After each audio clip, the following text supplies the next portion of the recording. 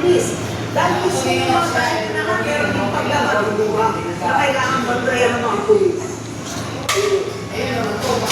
Yun, dahil deputize sila ng Department of Energy, binabantayan din yung mga gasolinahan kung nagkakaroon ng hoarding o kaya ay profiteering. Dahil nga dito sa sitwasyon ng presyuhan ng mga produktong petrolyo.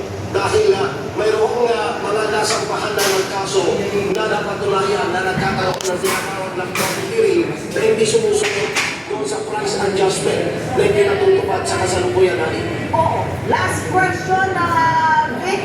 Saan ba pwede magsumbong ang mga kababayan natin? Ako, magpakanda ako ng gasolina. Eh, wala na daw yung yung mas murang diesel, hindi na ako gusto mo ikanda. Ang wala na yung mas mura, yung mahal na.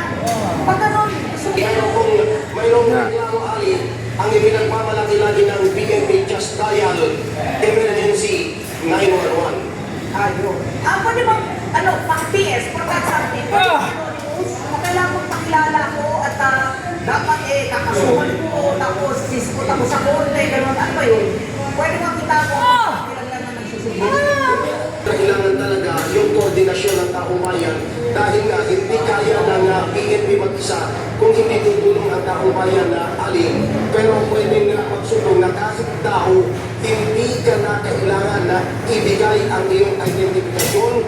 Importante yung informasyon na ibibigay dahil ito yung bibiripika naman ng mga operatiba ng PNP. Tayo pa lang na kitawal dito. Yung pasahero sa Busalig sa Belo Horizonte, sa Eastern Brazil na kinasagyan na video.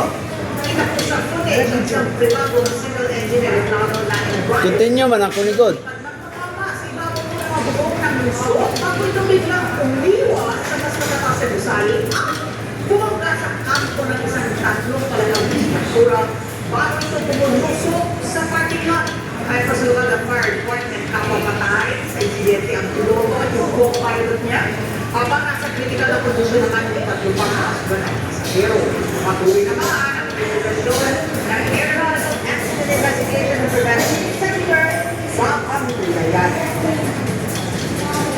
Taatrasan naman ng trapiko ang dalawang babae sa Arungan sa Pagkile.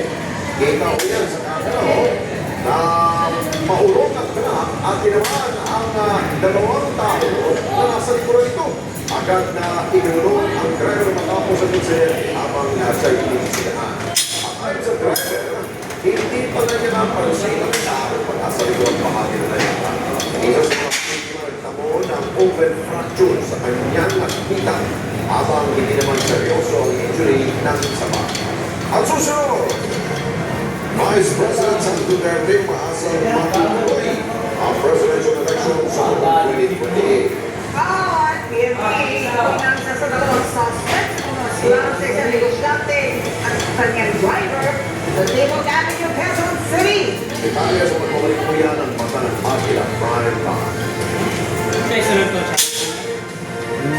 Sunod. Yeah.